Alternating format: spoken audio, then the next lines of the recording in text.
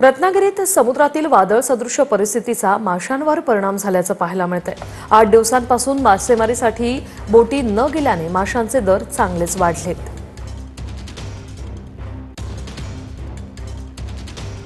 गेले 8 दिवसांपासून समुद्रामध्ये वादळसदृश परिस्थिती आहे आणि त्याचा परिणाम सध्या मच्छी मार्केटमधल्या माशांच्या दरावर झालेला पाहायला मिळतो आहे।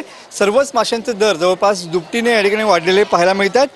गेल्या 8 दिवसांपासून अनेक मच्छीमारी बोटी जी आहेत ते समुद्रामध्ये मच्छीसाठी गेलेले नाही आहेत आणि त्याचमुळे सध्या आज रविवार आहे त्यामुळे खवय्यांचे या ठिकाणी मासे खाण्याचे वांदे या ठिकाणी झालेले पाहायला मिळतात। तुम्ही बघू शकता की मोठ्या प्रमाणावरती माशांची आवक जी आहे ती मच्छी मार्केट परिसरामध्ये होत असते, मात्र सध्या माशांचे दर देखील या ठिकाणी कडाडलेले पाहायला मिळतात। आज रविवार आहे त्यामुळे मोठ्या संख्येने या ठिकाणी खवय्ये मासे खरेदीसाठी आलेले पाहायला मिळतात, मात्र वाढलेल्या दरामुळे या खवय्यांच्या खिशाला या ठिकाणी कात्री लागलेली पाहायला मिळते।